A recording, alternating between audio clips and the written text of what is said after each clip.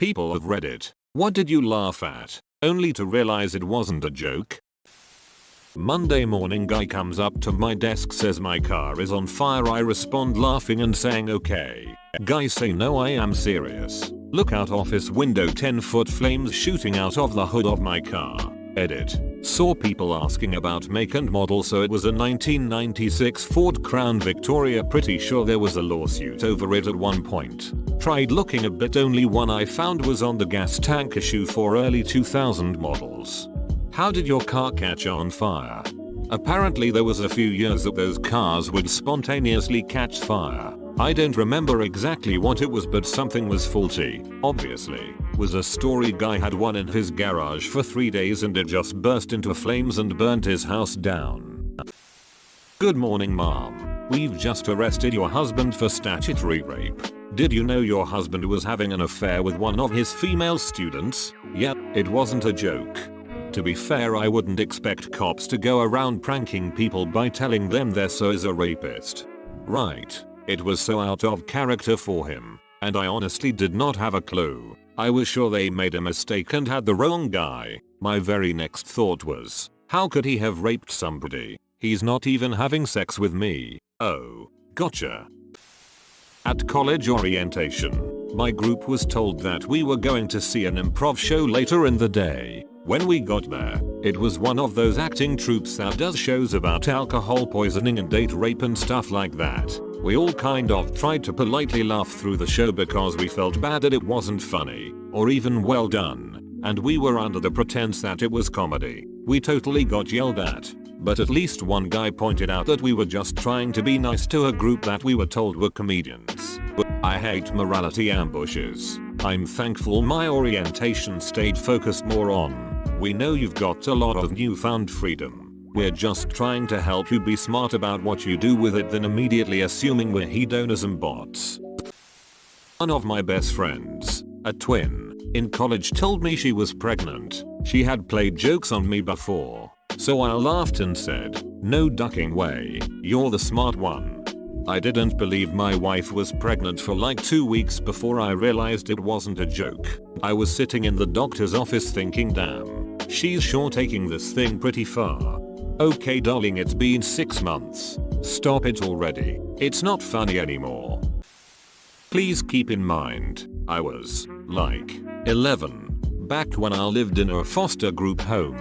Me and some of the older guys were playing on the Xbox. One of my foster brothers stopped and started making funny faces at me.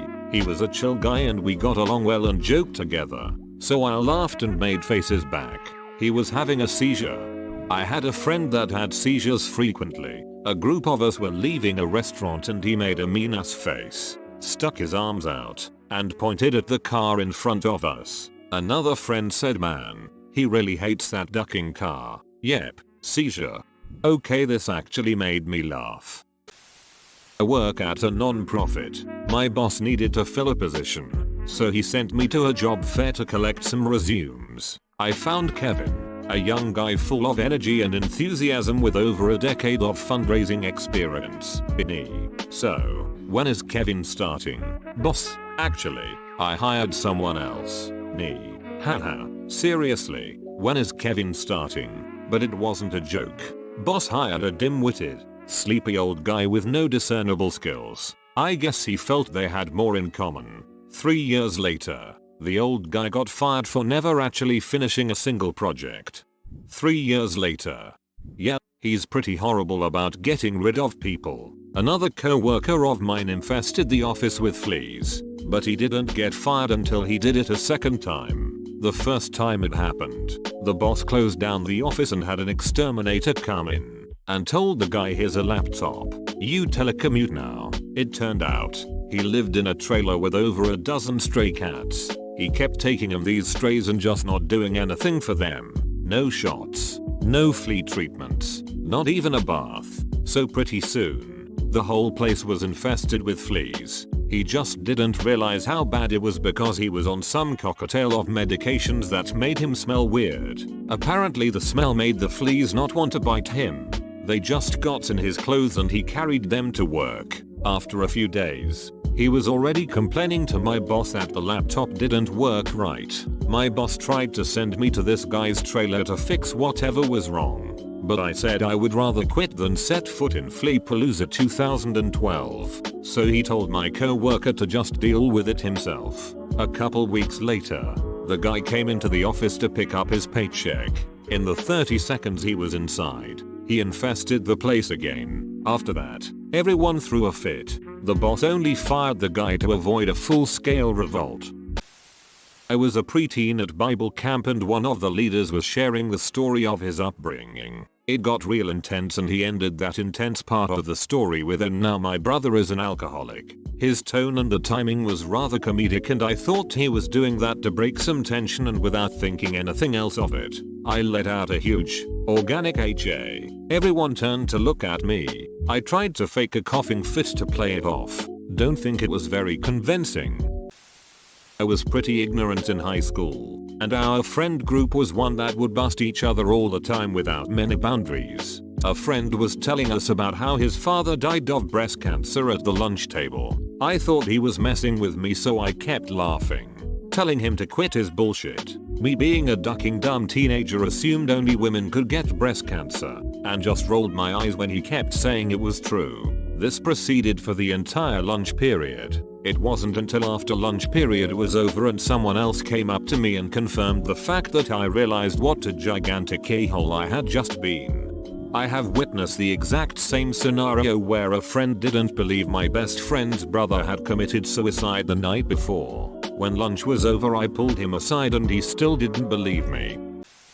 Back in high school during lunch, I sat at a table with this kid that just couldn't eat his food without looking like he was passing over a kidney stone. I laughed and asked him to relax and slow down because it wasn't a race. One of the kids at the table told me he had Tourette's and those were his tics. Felt like shit and immediately apologized.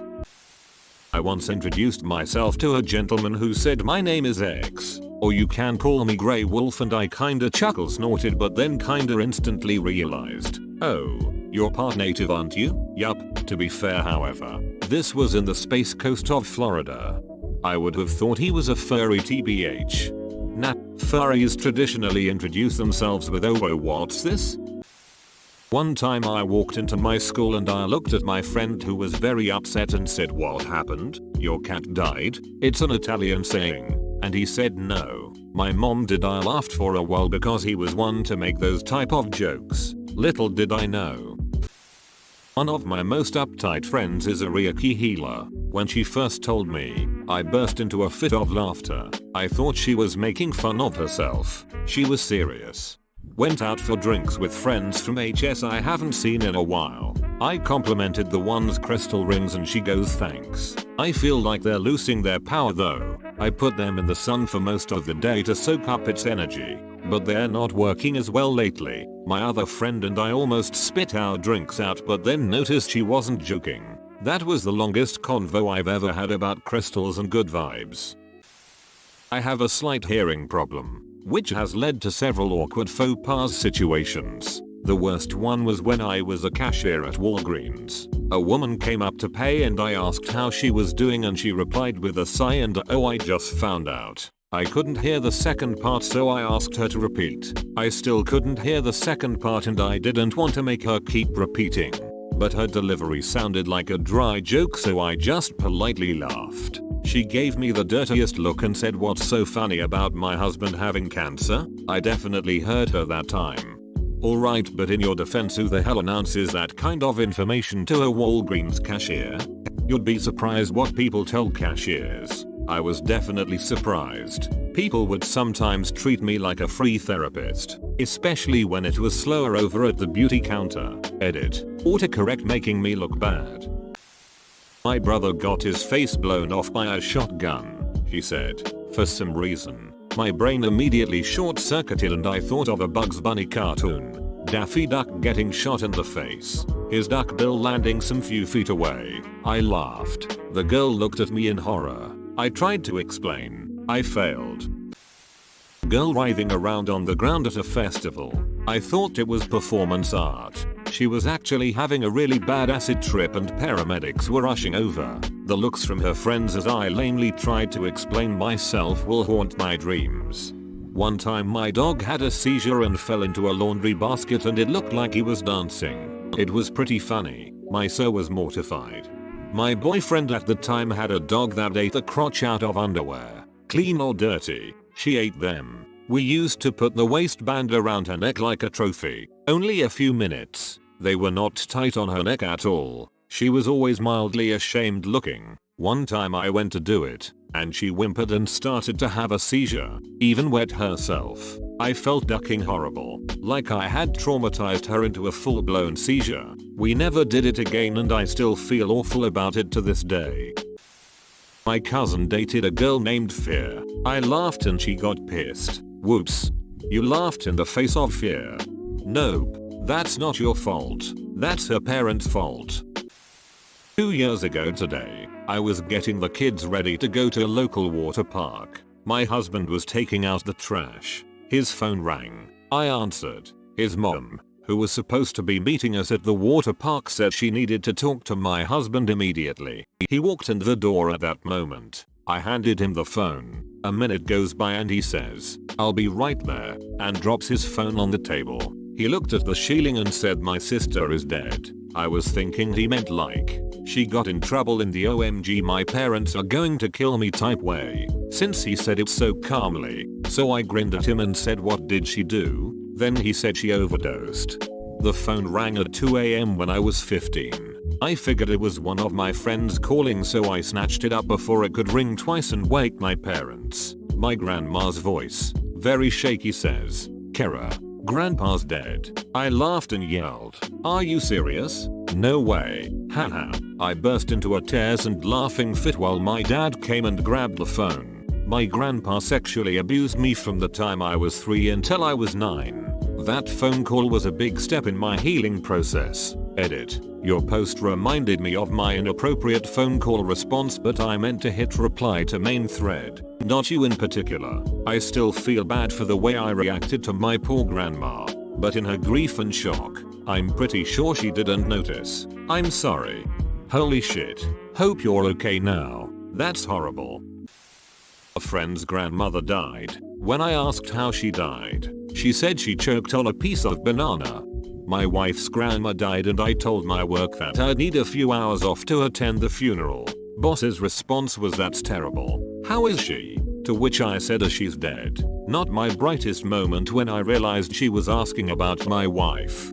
I was at work one morning when my girlfriend calls me. She's clearly in shock. All she says is, "My mom's dead. I'm not going to work. You can stay at work." So I tell my boss, and I drive to her house. Yep. Mom's dead. The coroner takes her away. The immediate family have to go deal with things. My girlfriend tells me to go back to work because there's nothing I can do to help with the stuff they have to do. I don't like it, but I go back. I walk in and one of the guys asks me, "How is she?" And without even thinking I just said, "She's dead." There isn't really much they could do. Yeah, everyone in the room was mortified. When I realized what I said, I burst out laughing. That made everyone even more mortified. But dad just cut his finger off with a push mower. Pro tip: if you ever have to mess with a mower blade, disconnect the spark plug, and then wedge the blade with a hunk of wood for maximum safety. Turning the blade from underneath can generate a little current in the engine and start the mower.